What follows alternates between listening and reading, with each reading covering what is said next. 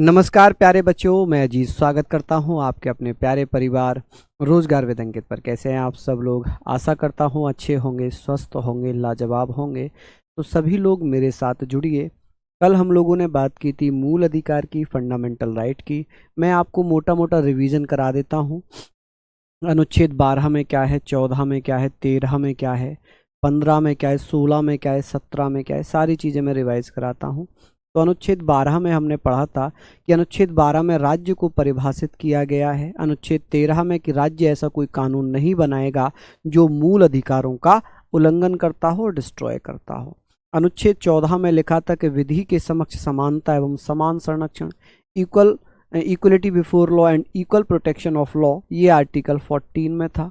किस अनुच्छेद को नैसर्गिक न्याय का सिद्धांत, प्रिंसिपल ऑफ नेचुरल जस्टिस कहते हैं? तो आर्टिकल 14 को कहते हैं। कौन से केस में कहा गया था? तो Minerva mills versus union government 1980 में कहा गया। अनुच्छेद 15 कहता है, अनुच्छेद 15 में लिखा है कि किसी भी व्यक्ति के साथ उसकी जाति, धर्म, लिंग, वंश, जन्मस्थान के आधार पर भेदभाव नहीं किया जाएगा। अनुच्छेद 16 कहता है कि लोक नियोजन की समानता, equal opportunity, equality for opportunity, यानी कि सभी को सरकारी नौकरियों में बराबरी का अधिकार मिलेगा। अनुच्छेद 17 कहता है अस्पृश्यता का अंत, अस्पृश्यता का अंत, द एंड ऑफ अनटचेबिलिटी। अनुच्छेद 18 कहता है उपाधियों का अंत। किसका? उपाधियों का अंत। ठीक है। कल वाली पीडीएफ आज डल गई है क्योंकि जो पीडीएफ बनाते हैं उनकी कल तबीयत शायद खराब थी, इसलिए वो कल नहीं बना पाए थे। आज वो पीडीएफ डल चुकी है। ठीक है। अनुच्छेद 19 में लिखा है कि वाक एवं अभिव्यक्ति की स्वतंत्रता, right to speak and expression. अनुच्छेद 20 में लिखा है दोष सिद्धि से संरक्षण। अनुच्छेद 21 में लिखा है प्राण एवं देहिक स्वतंत्रता। 21A में लिखा है शिक्षा का अधिकार। 22 में लिखा है गिरफ्तारी से संरक्षण। 23 में लिखा है मानव दुर्व्यापार एवं बलात्श्रम। अनुच्छेद 24 में लिखा हुआ है कि 14 वर्ष से कम आयु के बच्चों को जोखिम वाले कारखानों में नहीं लगाया जाएगा, यानी कि बच्चों के नियोजन पर प्रतिबंध। 25 में लिखा है अंतःकरण से किसी भी धर्म को मानने की आज़ादी। 26 में लिखा है कि धार्मिक कार्यों पर कोई भी टैक्स नहीं लगाया जाएगा, धार्मिक कार्यों की अभिवृद्धि से कर की मुक्ति। दान पर, डोनेशन पर कोई भी टैक्सेस नहीं लगेंगे। अनुच्छेद 27 कहता है, अनुच्छेद 27 कहता है, क्या कहता है बेटा अनुच्छेद 27 जरा बताओ? Love you sir, thank you बेटा, थैंक यू सभी बच्चों को। और आज 5 अक्टूबर भी है, तो 5 अक्टूबर में भी आप लोग जानते हैं विश्व शिक्षक दिवस है। किस किस को पता था कि 5 अक्टूबर को विश्व शिक्षक दिवस मनाया जाता है? बताइए। हाँ जी, सार्थक, धन्यवाद। तो आप लोग बता दीजिए। हाँ जी, हम लोग बात कर रहे थे अनुच्छेद 27 की। क्या लिखा हुआ है बताएं जरा, क्या लिखा है अनुच्छेद 27 में? कोई भी नहीं बता रहा, बताओ। चलिए, दिखाई नहीं दे रहा। अभी तो मैंने कुछ लिखा ही नहीं, दिखाई क्या देगा? हाँ जी, चलिए। तो हम लोग डीपीएसपी की बात करते हैं, राज्य के नीति निर्देशक सिद्धांतों की बात करते हैं कि सर राज्य के नीति निर्देशक सिद्धांत संविधान के किस भाग में यानी कि पार्ट में दिए गए हैं? तो आप कहेंगे सर पार्ट 4 है। और आर्टिकल्स की बात कर लेंगे कि सर आर्टिकल्स कहाँ से कहाँ तक हैं? तो आप कहेंगे 36 से लेकर 51 तक। कि सर ये कहाँ से लिया गया है? तो ये आयरलैंड के संविधान से लिया गया है। कहाँ से? आयरलैंड के संविधान से लिया गया है। हालांकि इसको हम पीडीएफ से पढ़ेंगे कि सर डीपीएसपी। अब बताइए कि sir directive principle of state policy को हम शॉर्ट फॉर्म में डीपीएसपी लिखते हैं। Directive principle of state policy, राज्य के नीति निर्देशक सिद्धांत कौन से भाग में दिए हैं? तो भाग 4 में बेटा इनका वर्णन है, 36 से लेकर 51 तक। 36 से 51 तक किससे इंस्पायर्ड हैं हम? तो आप कहेंगे सर किससे इंस्पायर्ड हैं? किससे इंस्पायर्ड होकर लिए हैं? तो आयरलैंड के संविधान से। कहां से? आयरलैंड के संविधान से। कहां से? आयरलैंड के संविधान से। बात करते हैं कल्याणकारी राज्य की स्थापना करना किसका उद्देश्य होगा? तो राज्य के नीति निर्देशक सिद्धांत। कि सर राज्य के नीति निर्देशक सिद्धांत किस देश से लिए हैं? तो आप कहेंगे सर आयरलैंड के संविधान से। कि सर कहां से कहां तक है? तो 36 से लेकर 51 तक। कौन से भाग में होंगे? भाग 4 में होंगे। किस में होंगे? भाग 4 में होंगे। कि सर डीपीएसपी का उद्देश्य क्या है, किस उद्देश्य से जोड़े गए हैं? To establish a welfare state, यानी कि राज्य को कल्याणकारी राज्य बनाने के लिए, राज्य के नीति निदेशक सिद्धांतों को संविधान के पार्ट 4 में आर्टिकल 36 से लेकर 51 तक जोड़ा गया है। एक नोट कहता है कि सर डीपीएसपी को न्यायालय द्वारा लागू नहीं कराया जा सकता क्योंकि इनको वैधानिक शक्तियां प्राप्त नहीं हैं। डीपीएसपी मतलब directive principle of state policy, राज्य के नीति निदेशक सिद्धांतों को न्यायालय द्वारा लागू नहीं कराया जा सकता, इन्हें वैधानिक शक्तियां प्राप्त नहीं हैं। DPSP can not be enforced by the court, they do not have legal power. ये कौन से आर्टिकल में लिखा हुआ है? तो ये आर्टिकल 37 में लिखा है। किसमें? अनुच्छेद 37 में लिखा हुआ है कि राज्य के नीति निदेशक सिद्धांत जो हैं इन्हें किसी भी न्यायालय के द्वारा लागू नहीं कराया जा सकता। अब एक क्वेश्चन आएगा कि सर राज्य के नीति निदेशक सिद्धांतों के उल्लंघन होने पर क्या कोर्ट के द्वारा सजा दी जा सकती है? तो कोर्ट के द्वारा कोई सजा नहीं दी जाएगी, कोई भी सजा का प्रावधान नहीं है। कि सर राज्य के नीति निदेशक सिद्धांतों का उल्लंघन होता है तो क्या कोर्ट सजा देगा? कोर्ट सजा नहीं देगा, क्योंकि आर्टिकल 37 कहता है कि राज्य के नीति निदेशक सिद्धांतों को किसी भी न्यायालय द्वारा लागू नहीं कराया जा सकता, इन्हें वैधानिक शक्तियां प्राप्त नहीं हैं। इन्हें क्या नहीं है? इन्हें वैधानिक शक्तियां प्राप्त नहीं है। ठीक है जी। अब बात आती है कि सर याद कैसे करें? हमें याद करने में समस्या है, तो याद ऐसे करना है कि डीपीएसपी संविधान के किस भाग में है? तो भाग 4 में है। किसमें? भाग 4। अनुच्छेद कहां से कहां तक? 36 से 51 तक। किस देश से लिए गए हैं? तो आप कहेंगे आयरलैंड से लिए गए हैं। कि सर इनका उद्देश्य क्या है? कल्याणकारी राज्य बनाना, राज्य को वेलफेयर स्टेट बनाना। कि सर डीपीएसपी को न्यायालय के द्वारा लागू नहीं कराया जा सकता क्योंकि इन्हें वैधानिक शक्ति नहीं है। अब जैसे कि इनका उल्लंघन हो जाता है कि मान लीजिए मैंने किसी भी आर्टिकल को फॉलो नहीं किया, तो क्या मुझे सरकार से सजा मिलेगी, मुझे न्यायालय से सजा मिलेगी? तो आप कहेंगे सर न्यायालय द्वारा सजा नहीं दी जा सकती। क्यों? क्योंकि अनुच्छेद 37 कहता है कि इन्हें लीगल पावर्स नहीं मिली हुई हैं, वैधानिक शक्तियां इन्हें नहीं मिली हुई हैं। ठीक है जी। चलिए बहुत बढ़िया। देखो बड़े टॉपिक होंगे, हम हाथ से लिखकर नहीं पढ़ेंगे। ये बड़े टॉपिक्स हैं तो हम इन्हें लिख कर पढ़ेंगे। जैसे राष्ट्रपति, उसे हाथ से लिखकर पढ़ लेंगे, क्योंकि ये बेटा इंपॉर्टेंट चीज़ें होती हैं और इनको बाइलिंगुअल लिखना जरूरी है। हाथ से बेटा दोनों लैंग्वेज एक साथ लिखने में बहुत ज़्यादा समय जाता है। बाकी आपको जैसे पढ़ना है आप पढ़ लीजिए। ठीक है माय डियर। तो आप कहेंगे सर राज्य के नीति निदेशक सिद्धांत डीपीएसपी एक ऐसा, डीपीएसपी के बारे में कुछ महत्वपूर्ण कथन भी हैं कि सर किसने क्या कहा था। जैसे कि केटी शाह की बात कर लूं। केटी शाह क्या कहते हैं कि राज्य के नीति निदेशक सिद्धांत एक ऐसा चेक है जिसे बैंक अपनी सुविधा के अनुसार अदा कर सकती है। जी ऑस्टिन डीपीएसपी को कहते हैं कि राज्य के नीति निदेशक सिद्धांत संविधान की आत्मा है। हालांकि संविधान की आत्मा डॉक्टर ठाकुरदास भार्गव ने प्रस्तावना को कहा, अंबेडकर साहब ने अनुच्छेद 32 को कहा, लेकिन ग्रेवलिन ऑस्टिन कहता है कि राज्य के नीति निदेशक सिद्धांत संविधान की आत्मा है।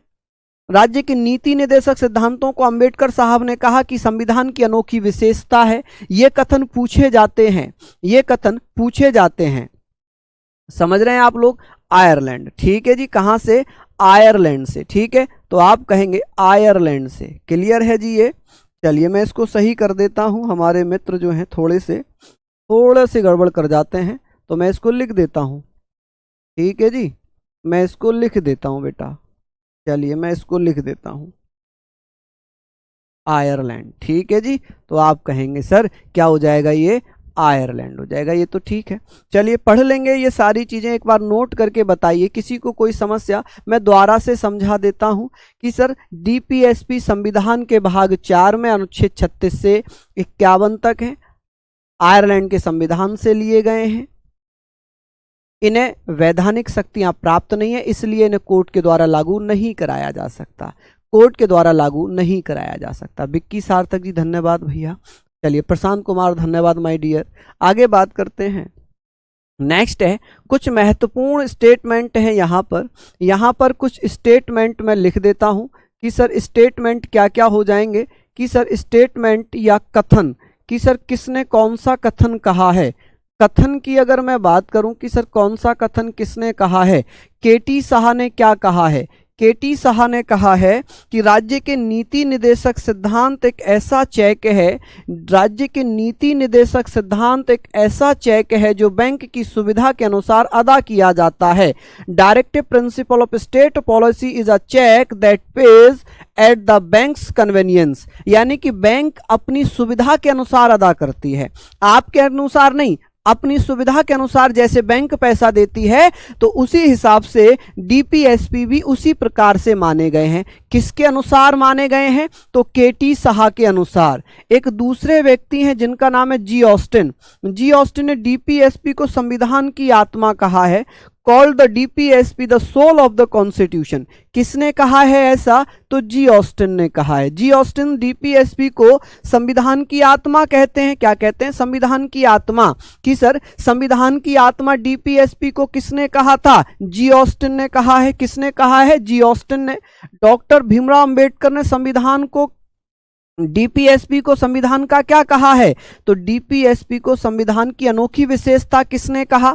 अब इसमें आप लोगों के मन में होगा कि सर हाथ से क्यों नहीं लिखवा रहे। अब बताइए, जो कथन इनका यहां लिखा यही तो मैं हाथ से लिखता, मैं इसमें कोई दो चार चीजें अलग थोड़ी जोड़ देता। तो आप कहेंगे सर केटी साह कहते हैं राज्य का नीति निदेशक सिद्धांत ऐसा चेक है जो बैंक अपनी सुविधा के अनुसार अदा किया जाता है। जी ऑस्टिन के अनुसार डीपीएसपी को संविधान की आत्मा कहा है। डॉक्टर भीमराव अंबेडकर ने डीपीएसपी को संविधान की अनोखी विशेषता कहा है। ठीक है, ये आप लोग लिखना। और यहां पर एक नोट लिखा हुआ है कि कानून बनाते समय डीपीएसपी को ध्यान में रखना चाहिए। जब सरकार, संसद कानून बनाती हैं, लॉज बनाती हैं, क्या बनाती हैं, आप कहेंगे बेटा कि जब संसद लॉ बनाती हैं, क्या बनाती हैं बेटा, कानून यानी कि लॉ, कि भैया मेकिंग ऑफ लॉ, कि जब कानून बनाया जाता है तो DPSP, directive principle of state policy, राज्य के नीति निर्देशक तत्वों को ध्यान में रखकर बनाना चाहिए। कि जब कानून बनाया जाता है तो राज्य के नीति निर्देशक सिद्धांतों को ध्यान में रखना होगा। लिख लेंगे ये सारी चीजें।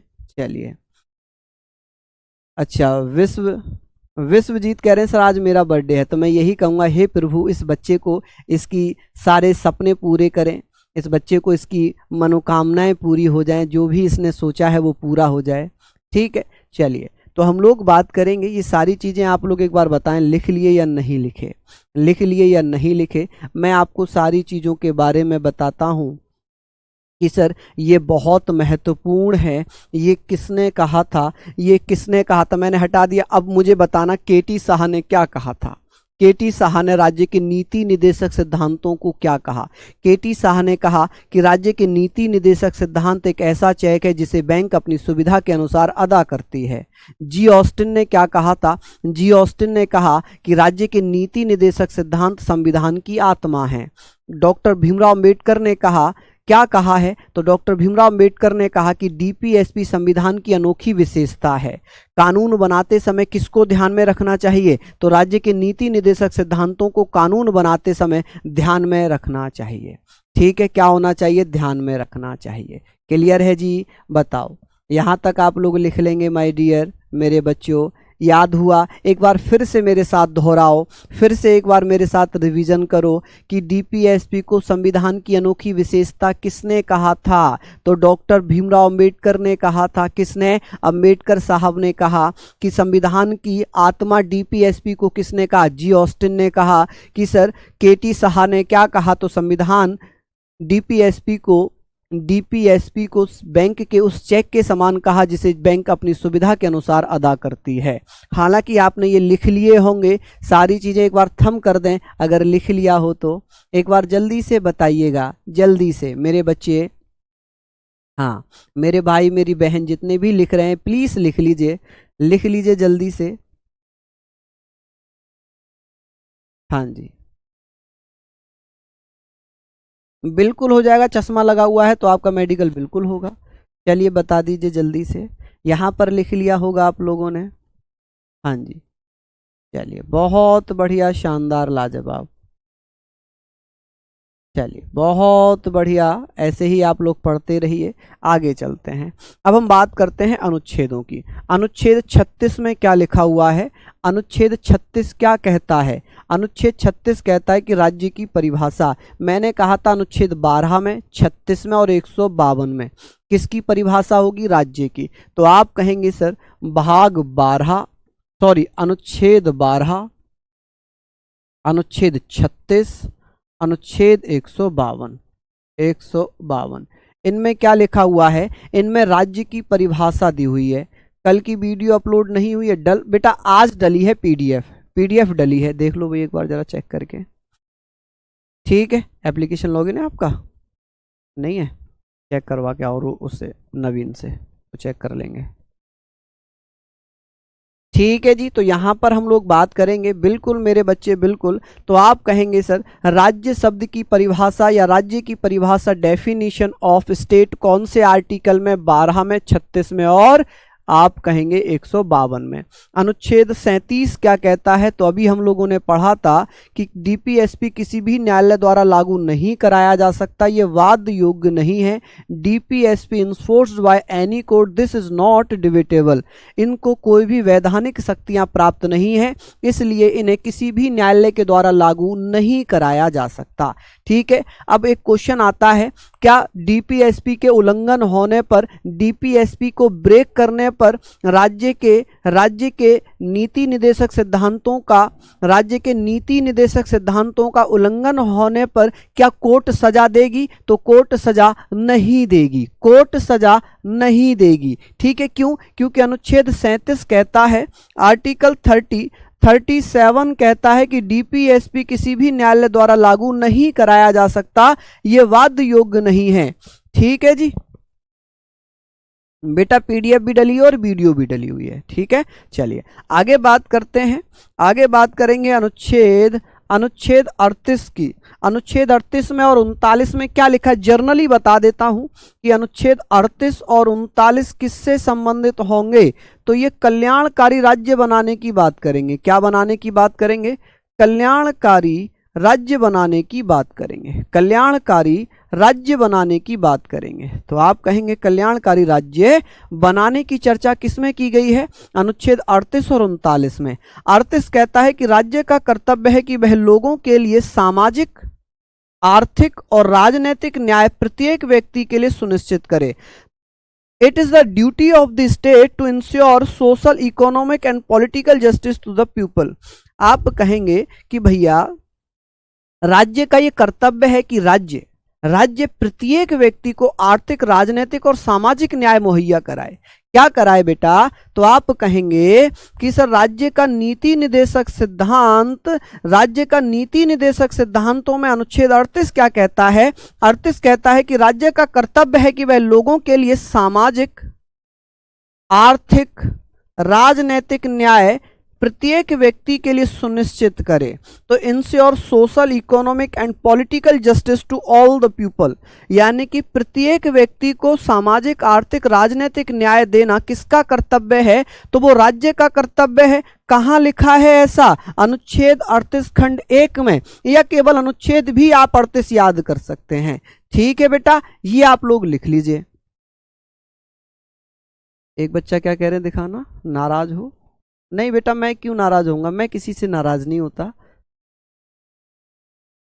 मैं किसी से नाराज नहीं होता। वासुदेव भैया, आप कभी मेरा कमेंट नहीं पढ़ते, मुझसे नाराज नहीं। वासुदेव माय डियर ब्रदर, मेरे आप सब लोग मेरे दिल में निवास करते हो, आप सबसे मुझे मोहब्बत है, आप सबसे मुझे बहुत मोहब्बत है, आप सब मेरे दिल में हो।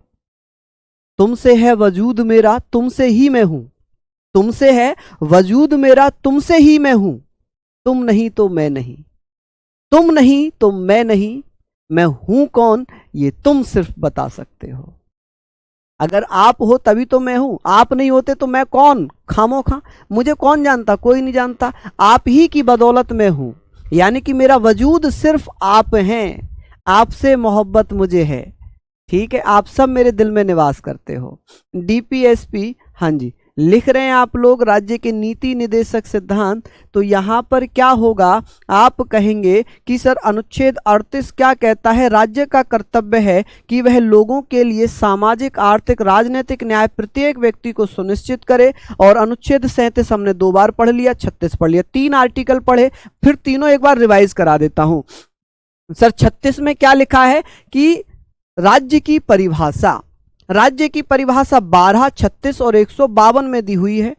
अनुच्छेद 37 क्या कहता है कि डीपीएसपी को राज्य के नीति निदेशक सिद्धांतों को किसी भी न्यायालय के द्वारा लागू नहीं कराया जा सकता, क्योंकि ये वाद्य योग्य नहीं है, इनको लेकर सजाएं नहीं दी जा सकती। ऐसा किसमें लिखा है, 37 में। 38-39 कल्याणकारी राज्य बनाने की बात करते हैं, तो अनुच्छेद 38 कहता है कि सभी लोगों को राज्य का कर्तव्य है कि वह आर्थिक रूप से, राजनीतिक रूप से और बेटा सामाजिक रूप से न्याय मुहैया कराए। ठीक है बेटा, लिख लिया आप लोगों ने, इतना आप लोगों ने लिख लिया। चलिए आगे बात करें। इतना अगर आप लोगों ने लिख लिया हो तो मैं आगे चल लेता हूं, लिख लिया होगा। चलिए आगे बात करते हैं अनुच्छेद 39 की। अनुच्छेद 39 क्या कहता है, यह भी कल्याणकारी राज्य बनाने की बात करता है। राज्य समान कार्य के लिए समान वेतन देगा। ठीक है जी। अब अनुच्छेद 39 का क्या कहता है, अनुच्छेद 39 का कहता है कि सभी को समान रूप से न्याय तथा आर्थिक रूप से पिछड़े कमजोर व्यक्तियों को निःशुल्क विधिक सहायता दी जाएगी। Equal justice to equal and provision of free legal aid to economical weak persons. जो आर्थिक रूप से कमजोर हैं, जो पैसे से पिछड़े हुए हैं, जो अपने आप वकील नहीं कर सकते, कानूनी सहायता नहीं ले सकते, उन्हें राज्य का कर्तव्य है कि राज्य उन्हें निःशुल्क विधिक सहायता, कानूनी सहायता देगा। कहां लिखा है, अनुच्छेद 39 का में लिखा है। किसमें, अनुच्छेद 39 का में लिखा है। ठीक है, कि सभी को समान रूप से न्याय, आर्थिक रूप से कमजोर व्यक्तियों को निःशुल्क विधिक सहायता देने का कार्य, कर्तव्य किसका है, राज्य का है। किसका है, राज्य का है। 39 घ में क्या लिखा हुआ है, इसमें लिखा है कि स्त्री एवं पुरुषों को समान कार्य के लिए समान वेतन दिया जाएगा। मान लीजिए कोई महिला एक काम को 20 दिन में कर रही है, वही काम एक पुरुष 10 दिन में कर रहा है, तो क्या बराबर वेतन मिलेगा? वो एक मैथ का क्वेश्चन हो जाएगा है। तो आप यहां कहेंगे कि सर स्त्री और पुरुष किसी काम को एक दिन में ही कर रहे हैं, तो सेम काम है, एक जैसा काम है, तो सैलरी भी बराबर मिलनी चाहिए। क्या होनी चाहिए, सैलरी भी बराबर मिलनी चाहिए। तो आप कहेंगे सर आर्टिकल 39 घ में लिखा हुआ है कि provision of equal pay for equal work for man and women, यानी कि स्त्री और पुरुषों को समान कार्य के लिए समान वेतन दिया जाएगा। देखिए 3 आर्टिकल ये हो गए, फिर से बता देता हूं। अनुच्छेद 39 कहता है समान कार्य के लिए समान वेतन। हालांकि स्त्री और पुरुषों के लिए किसमें, 39 घ में दिया है। 39 का में क्या दिया है, 39 का में क्या दिया हुआ है, तो आप कहेंगे सर सभी को समान रूप से न्याय, आर्थिक रूप से कमजोर व्यक्तियों को निःशुल्क विधिक सहायता देने का काम राज्य करेगा। 39 घ में लिखा है कि स्त्री एवं पुरुषों को समान कार्य के लिए समान वेतन दिया जाएगा। लिख लीजिए बेटा, लिख लीजिए। 6 आर्टिकल पढ़े, दोबारा से रिवाइज करा देता हूं। 39 में क्या लिखा है, देखिए स्टार्टिंग 36 से करते हैं। क्या लिखा है, राज्य की परिभाषा।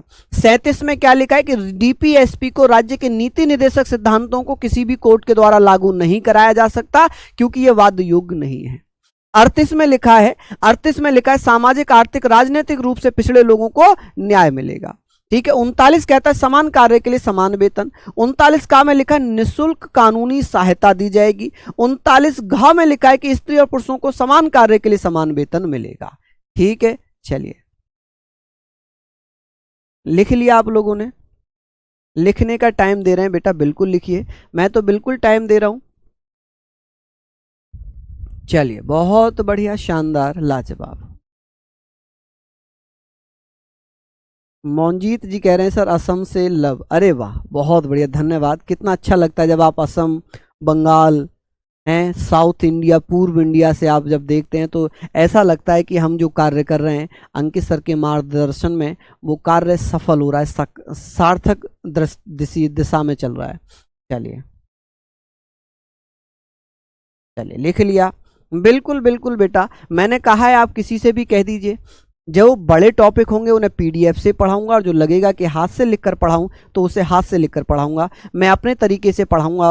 अब मैं आपकी नहीं सुनूंगा, क्योंकि मैंने कल परसों सुन लिया आपकी। ठीक है, चलिए। अब आपको सिलेक्शन चाहिए ना, मैं सिलेक्शन दूंगा। आपको ये चाहिए ना पॉलिटी में क्वेश्चन बाहर से नहीं आएगा, ये मेरी जिम्मेदारी है। बात खत्म हो गई, ये मेरी जिम्मेदारी है। इसको आप लोग लिख लीजिए। लिख लेंगे यहाँ तक? क्या लिख लेंगे क्या यहाँ तक? जल्दी से बताइए, जल्दी से बताएंगे। उम्मीद करता हूँ। यहाँ आगे बात करते हैं अनुच्छेद 40 की। अनुच्छेद 40 क्या कहता है? अनुच्छेद 40 में क्या लिखा हुआ है? यहाँ लिखा है ग्राम पंचायतों का गठन। ग्राम पंचायतों का गठन, formation of gram panchayat article 40 में है, और ये गांधीवादी सिद्धांत पर आधारित है। किस पर? गांधीवादी सिद्धांत पर आधारित है। गांधीवादी सिद्धांत पर आधारित है, पर आधारित है। किस पर आधारित है? तो आप कहेंगे सर किस पर आधारित होगा? तो आप कहेंगे सर ये किस पर? तो अनुच्छेद 40 में क्या लिखा है? ग्राम पंचायतों का गठन। कि सर ग्राम पंचायतों का गठन किस में? अनुच्छेद 40 में।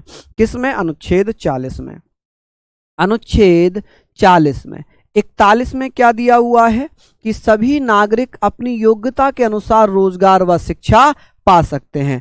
All citizens can get employment and education according to their ability. जैसी उनकी योग्यता होगी, यानी कि कुछ दशाओं में काम और शिक्षा पाने का अधिकार अनुच्छेद 41 में दिया गया है। 40 में लिखा है ग्राम पंचायतों का गठन। अनुच्छेद 40 क्या कहता है? ग्राम पंचायतों का गठन।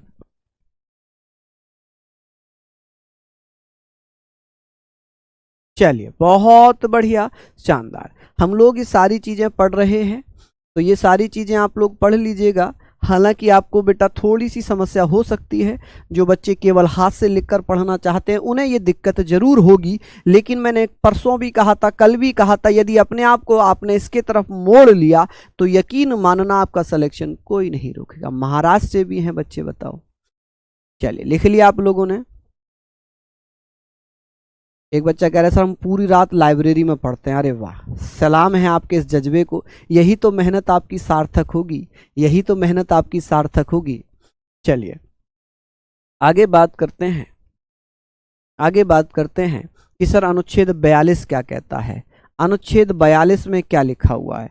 इसमें लिखा है कार्य करने की न्याय संगत एवं मानवीय दशाएं। जहां पर मनुष्य काम कर रहा है वो काम करने की जगह है या नहीं है, वहाँ स्वच्छ पानी है, स्वच्छ हवा है, वातावरण ठीक है या नहीं, तो वो सब कौन से आर्टिकल में? 52 में। और इसी में क्या 42 में, और इसी में क्या लिखा हुआ है?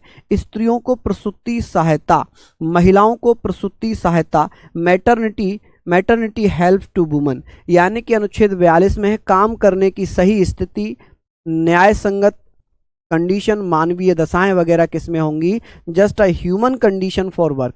ऐसी स्थिति हो जहां पर मनुष्य काम कर सके। बहुत बदबू आ रही हो, पानी भी अच्छा ना हो, ठीक है, ऑक्सीजन भी ना हो, तो कैसी जगह आदमी काम कर पाएगा? नहीं कर पाएगा। तो अनुच्छेद 42 में लिखा है कि कार्य करने की न्याय संगत दशा होनी चाहिए, मानवीय दशाएं होनी चाहिए, और महिलाओं को, जो गर्भवती महिलाएं हैं, उन्हें मैटरनिटी हेल्प मिलनी चाहिए। वहां पर एम्बुलेंस हो। आपने देखा होगा हर टोल टैक्स पे एम्बुलेंस मिलेगी, हर हॉस्पिटल पे एम्बुलेंस मिलेगी, हर जो बड़ी बड़ी प्राइवेट लिमिटेड कंपनियां हैं वहां एक डॉक्टर की टीम होगी और एक बेटा एम्बुलेंस जरूर होगी। क्यों होगी? क्योंकि वहां पर प्रसूति सहायता, कोई गर्भवती महिला है उसके बच्चा होने वाला हो तो बेटा उसको मैटरनिटी लीव मिलेगी, मैटरनिटी हेल्प मिलेगी, कार्य करने की सही दिशाएं होंगी।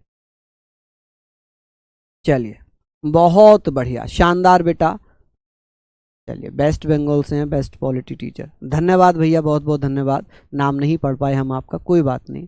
तो हमने पढ़ लिया। इसका भाग बेटा 4 है। किस में है? ये भाग 4 में है, ये मैंने आपको बता दिया। तो ये सारी चीज़ें आप लोगों ने लिख ली क्या? यहाँ तक आप लोगों ने लिख लिया होगा, उम्मीद कर रहा हूँ। जल्दी से लिखिए। तो फिर से बता दूँ, 36 क्या है राज्य की परिभाषा, 37 क्या है कि डीपीएसपी किसी भी न्यायालय के द्वारा लागू नहीं कराए जाएंगे, अनुच्छेद 37 में लिखा हुआ है ये। अनुच्छेद 38 में लिखा है कि कल्याणकारी राज्य बनाया जाएगा, आर्थिक सामाजिक राजनीतिक न्याय उन्हें दिया जाएगा।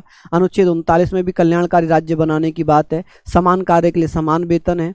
39 का में लिखा है निःशुल्क कानूनी सहायता दी जाएगी। 39 घ में लिखा है स्त्री और पुरुषों को समान कार्य के लिए समान वेतन मिलेगा। 40 में लिखा है ग्राम पंचायतों का गठन होगा। 41 में लिखा है कि भैया सभी नागरिकों को क्या होगा, उनकी योग्यता के अनुसार काम दिया जाएगा। अनुच्छेद 42 में लिखा हुआ है कि कार्य करने की सही मानवीय दशाएं होनी चाहिए। स्त्री की बात करेंगे, स्त्रियों को प्रसूति सहायता मिलेगी, स्त्रियों को प्रसूति सहायता दी जाएगी। आई होप आपने लिख लिया होगा। चलिए लिखिए जल्दी से, यहाँ तक आप लोग लिख लीजिए, जल्दी जल्दी से लिखिए। समझ गए आप लोग। मैं अभी रिवीजन भी कराऊंगा इसका, मैं क्वेश्चंस भी लाया हूँ, वन लाइनर फॉर्म में क्वेश्चंस भी लाया हूँ, आपको वो भी करने पड़ेंगे। अभी आपको इसके क्वेश्चंस भी करने पड़ेंगे, फिर आपको पता चलेगा कि याद हुआ या नहीं हुआ। चलिए, हाँ जी, लिख लिया आपने, लिख लिया होगा। चलिए, लिख लिया हो तो बेटा बता दीजिएगा, थंब कर दीजिएगा।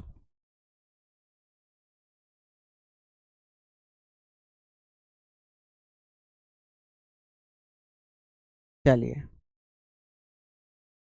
चलिए, बहुत बढ़िया, शानदार, लाजवाब। अब बात करते हैं अनुच्छेद 43 की।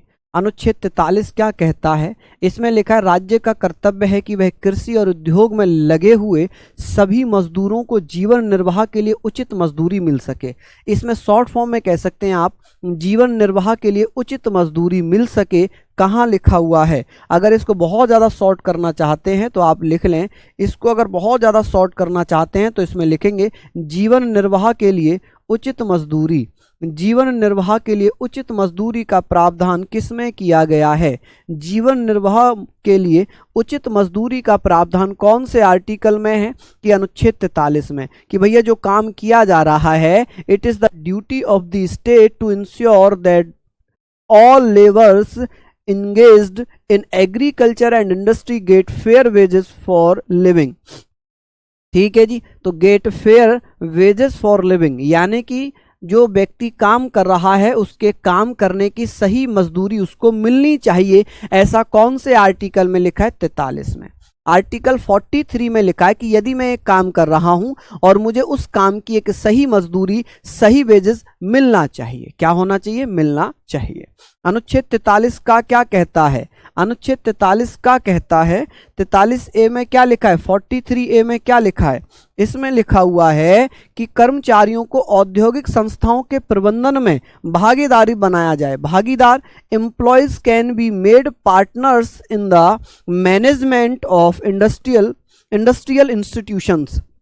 जैसे कि आपने देखा होगा लेबर यूनियन बन जाती हैं, देखा ना, लेबर यूनियन बन जाती हैं। तो आप कहेंगे जो कर्मचारी, जो वर्कर्स काम कर रहे हैं, एम्प्लॉय काम कर रहे हैं किसी औद्योगिक इंस्टीट्यूशंस में, इंडस्ट्रियल इंस्टीट्यूशंस में, औद्योगिक संस्थाओं में, उनमें जो कानून वगैरह बनेंगे वो कानून वगैरह मजदूरों की सहमति से बनेंगे। प्रबंधन में मजदूरों का योगदान होना जरूरी है। किसमें लिखा है ऐसा? 43 का में लिखा है। चलिए, बहुत बढ़िया, शानदार, लाजवाब, लिख लिए आप लोग। अब भैया 43 का क्या कहता है? कि कर्मचारियों को औद्योगिक संस्थानों के प्रबंधन में भागीदार बनाया जाए। ठीक है, 43 खा में क्या लिखा हुआ है? इसमें लिखा है राज्य सहकारी समितियों का गठन कर सकती है। और इसको कब जोड़ा गया है? तो इसे 57वां कॉन्स्टिट्यूशन अमेंडमेंट एक्ट 2011 के द्वारा जोड़ा गया। कि सर 43 खा को कब जोड़ा है? ये इंपॉर्टेंट है कि सर सहकारी समितियों का गठन करने के लिए डीपीएसपी में एक आर्टिकल जोड़ा गया था 43 खा। 43 बी में लिखा है formation of state cooperative societies. ठीक है, इसे 97वें संविधान संशोधन 2011 के द्वारा जोड़ा गया है। कि सर 43 में लिखा हुआ है मजदूरी, गलत लिखा है। ओहो, मजदूरी, हमारे टाइपिस्ट महोदय क्या कर रहे हैं? मजदूरी। ठीक है जी, मजदूरी। ठीक है, मजदूरी। तो राज्य का कर्तव्य है कि वह कृषि और उद्योग में लगे हुए सभी मजदूरों को जीवन निर्वाह के लिए उचित मजदूरी मिल सके। 43 का में लिखा है कर्मचारी को उद्योग संस्थाओं के प्रबंधन में भागीदार बनाया जा सके।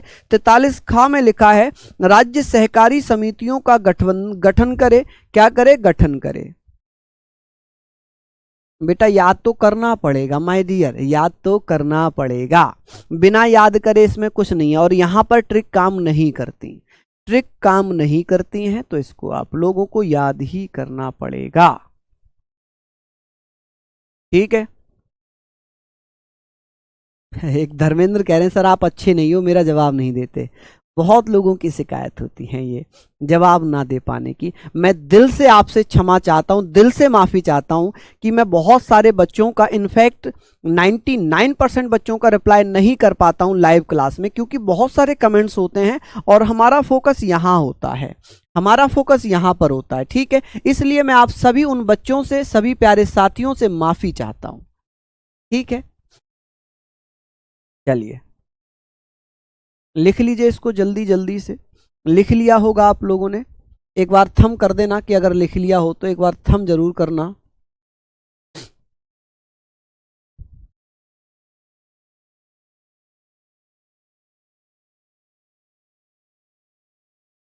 चलिए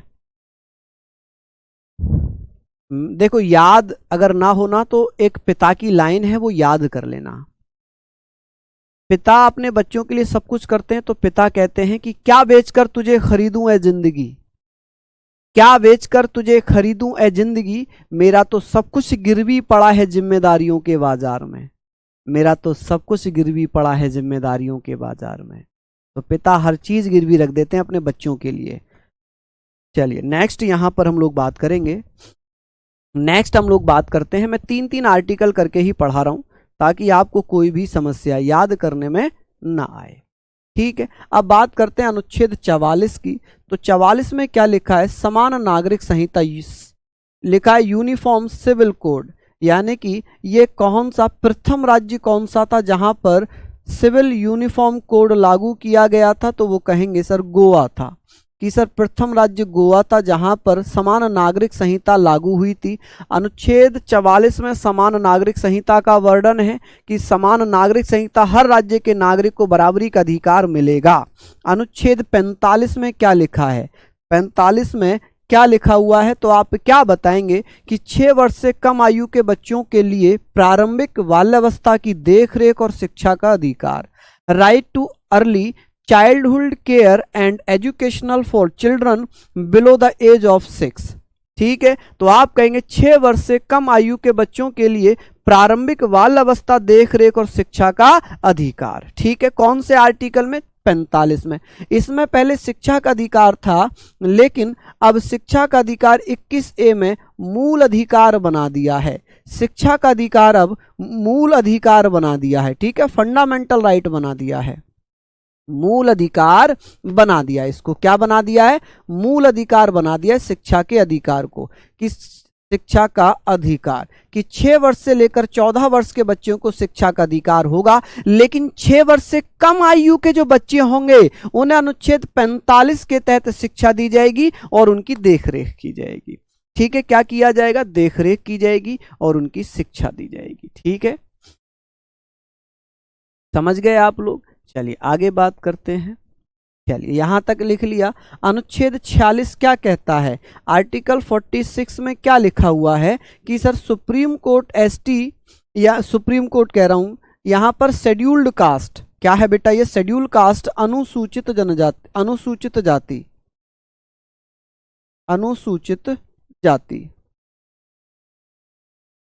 जाति, अनुसूचित जनजाति, अनुसूचित जनजाति, जनजाति, तो आप कहेंगे अनुसूचित जनजाति, अनुसूचित जाति के आर्थिक और शैक्षणिक विकास का प्रबंध किसमें किया गया है? 46 में। आर्टिकल 46 में लिखा हुआ है कि अनुसूचित जाति, अनुसूचित जनजाति के आर्थिक एवं शैक्षणिक विकास का प्रावधान किसमें होगा? तो अनुच्छेद 46 में होगा। किसमें होगा? आर्टिकल किसमें होगा? तो आप लोग यहां पर बात करेंगे। समझ गए आप लोग?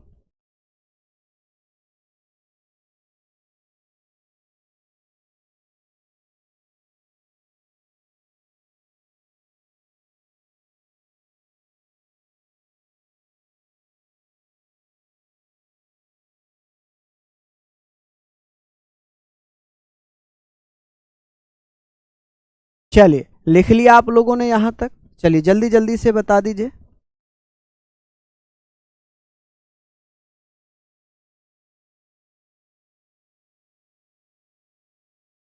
चलिए बहुत बढ़िया, शानदार, लाजवाब। यहां तक लिख लिया आप लोगों ने? ये बता दीजिए जल्दी से, जल्दी जल्दी से बता दीजिए कि सर अनुच्छेद 44 में समान नागरिक संहिता है, 45 में 6 वर्ष से कम आयु के बच्चों के लिए प्रारंभिक और बाल्यावस्था की देखरेख और शिक्षा का अधिकार है। अनुच्छेद 46 में अनुसूचित जाति अनुसूचित जनजाति, तो यहाँ पर provision for economic educational development for ST and SC. तो एसटी का मतलब होता है शेड्यूल्ड कास्ट, इसको हम क्या लिख सकते हैं? शेड्यूल्ड कास्ट हम लोग इसको लिख सकते हैं, और इसको शेड्यूल्ड ट्राइब्स लिख सकते हैं। क्या लिख सकते हैं जी? इसको शेड्यूल्ड ट्राइब्स। ठीक है जी। चलिए बहुत बढ़िया, आगे बात करें। इतना आप लोगों ने लिखा हो तो, इतना अगर आप लोगों ने लिख लिया हो तो नेक्स्ट है अनुच्छेद 47 क्या कहता है? अनुच्छेद 47 में लिखा है नशीले पदार्थों पर प्रतिबंध। नशीले पदार्थों पर प्रतिबंध किसमें है? जैसे कि अगर बात करें कि हर राज्य को ये अधिकार है कि राज्य अपने राज्य में नशीले पदार्थों पर प्रतिबंध लगा सकता है। ड्रग्स हो गए, नशीली दवाइयाँ हो गई, दारू हो गई। देखिए बहुत सारे राज्य जैसे बिहार है, राजस्थान है, गुजरात है, यहाँ पर दारू प्रतिबंधित है लेकिन फिर भी मिलती है, फिर भी बिकती है। तो नशीले पदार्थों पर प्रतिबंध, प्रोहिबिशन ऑन नार्कोटिक सब्सटेंस, जो भी ऐसे नशीले पदार्थ होंगे उन पर प्रतिबंध कौन से आर्टिकल में है? 47 में। अनुच्छेद 48 कहता है कृषि एवं पशुओं की सुरक्षा। गौवध हत्या किस में है? तो आप कहेंगे गौवंश की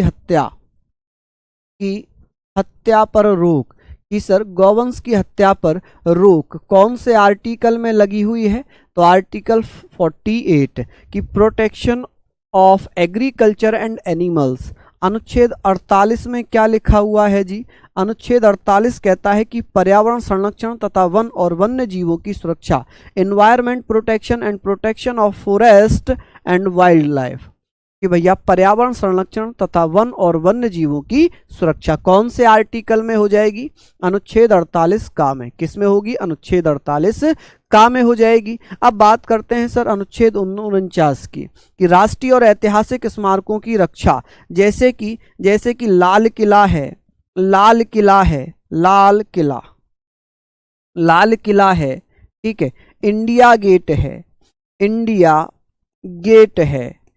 गेट है, या जो हमारे विश्व विरासत में शामिल हैं उनकी रक्षा, जो जैसे कि ये ऐतिहासिक स्मारक हुआ और इंडिया गेट हमारा राष्ट्रीय स्मारक हुआ, तो इनकी रक्षा करना अनुच्छेद 49 में क्या होगा? ये राज्य का कर्तव्य है कि उनकी रक्षा करे। राहुल कह रहे हैं सर आपकी शादी हो गई? हाँ बेटा मेरी शादी हो गई, मेरा एक बेटा भी है, 2 साल का बेटा भी है अविरल।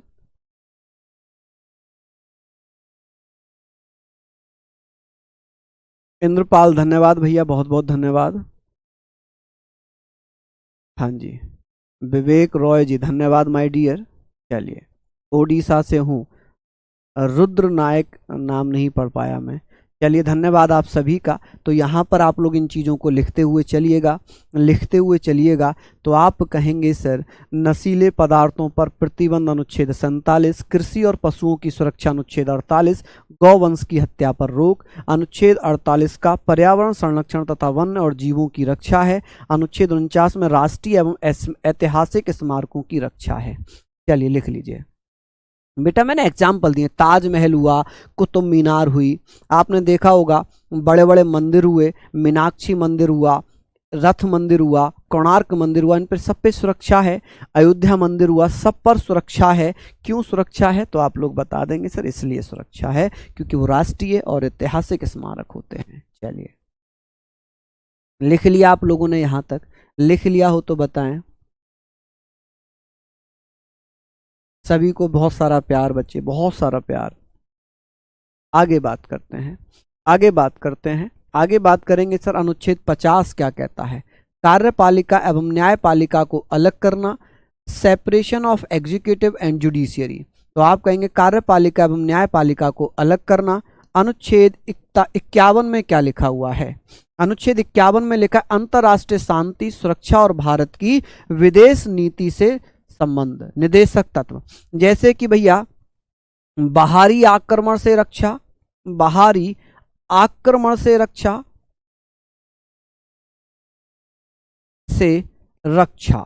राज्य का कर्तव्य होगा कि बाहरी आक्रमण से रक्षा करे, देश रक्षा करे और बेटा अंतर्राष्ट्रीय शांति बनाए रखे, अंतर्राष्ट्रीय शांति,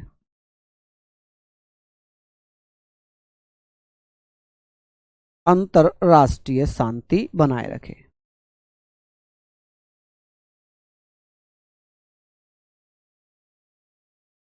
अंतर्राष्ट्रीय शांति बनाए रखे, शांति बनाना, ये किस में है? तो ये बेटा अनुच्छेद 51 में है। इनको लिख लीजिए। अभी मैं आपके क्वेश्चंस कराऊंगा, अभी मैं आपके क्वेश्चंस भी कराऊंगा, रिवीजन भी कराऊंगा, तो आप लोगों ने ये लिख लिया होगा। चलिए एक बार बताइए क्या इतना आप लोगों ने लिख लिया है? लिख लिया है तो बहुत अच्छी बात है, जल्दी जल्दी से बता दें। इसको लिख लीजिए। और अभी हम लोग बात करते हैं रिवीजन की, और अभी आपको पता चल जाएगा कि आपको कितना याद हुआ कितना नहीं हुआ। चलिए, हाँ जी, कुट्टू मीणा कह रहे हैं कि सर क्या रिकॉर्डेड क्लास है? नहीं, बिल्कुल भी नहीं, लाइव है। अब बात करते हैं सर रिवीजन की। राज्य की परिभाषा कौन से आर्टिकल में है? डीपीएसपी। तो आर्टिकल पूछा है तो आप कहेंगे सर 36 में है। कौन से आर्टिकल में? आर्टिकल 36 में दी हुई है कि सर राज्य की परिभाषा 36 में है कि भैया डीपीएसपी किसी भी न्यायालय द्वारा लागू नहीं कराया जा सकता, ये वाद्य योग्य नहीं है। कौन से आर्टिकल में लिखा है? तो आप कहेंगे सर 37 में, अनुच्छेद 37 में लिखा हुआ है। तो ये रिवीजन है, इसको लिखने की आवश्यकता नहीं है, तो आपको खुद ही लिखना है, खुद ही याद करके आंसर देना, लिखना नहीं है। लिखा हुआ तो ऑलरेडी अब है आपके पास, ठीक है। नेक्स्ट यहां पर है कि राज्य का कर्तव्य है कि वह लोगों के लिए सामाजिक, आर्थिक एवं राजनीतिक न्याय प्रत्येक व्यक्ति के लिए सुनिश्चित करे। किसमें लिखा है? अनुच्छेद 38 में। किसमें लिखा है ऐसा? अनुच्छेद 38 में। समान कार्य के लिए समान वेतन किसमें दिया हुआ है? तो ये दिया हुआ है अनुच्छेद 39 में। किसमें दिया है? अनुच्छेद 39 में दिया हुआ है कि सर सभी को समान रूप से न्यायिक, आर्थिक रूप से कमजोर व्यक्तियों को निःशुल्क एवं विधिक सहायता, ये किसमें है? 39 का में दिया हुआ है। किसमें दिया? 39 का में। स्त्री और पुरुषों को समान कार्य के लिए समान वेतन का प्रावधान किसमें दिया हुआ है? तो ये दिया हुआ है 39 घ में। किसमें? 39 घ में। नेक्स्ट है ग्राम पंचायतों का गठन, तो आप कहेंगे सर 40 में है। सभी नागरिक अपनी योग्यता के अनुसार रोजगार व शिक्षा पा सकेंगे, तो ये किसमें दिया हुआ है? अनुच्छेद 41 में दिया हुआ है। किसमें? अनुच्छेद 41 में दिया हुआ है। याद आपको आ रहे हैं या नहीं आ रहे? कार्य करने की न्याय संगत मानवीय दशाएं, स्त्रियों को प्रसूति सहायता, ये कौन से आर्टिकल में है? तो 42 में। राज्य का कर्तव्य है कि वह कृषि उद्योग में लगे हुए सभी मजदूरों को जीवन निर्वाह योग्य मजदूरी दी जा सके, ये 43 में है। किसमें? 43 में। राज्य कर्मचारियों को औद्योगिक संस्थानों के प्रबंधन में भागीदार बनाया जा सके, ये किसमें है? 43 का में या 43 ए में।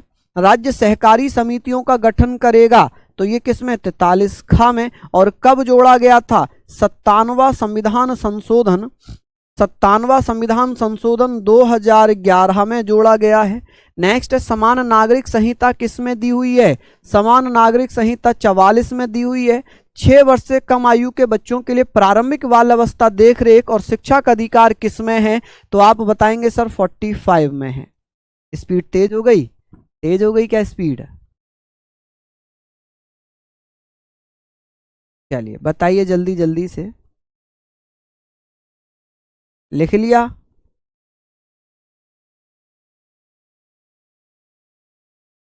चलिए नेक्स्ट क्वेश्चन आपके स्क्रीन पर है। नेक्स्ट क्वेश्चन आपके स्क्रीन पर है।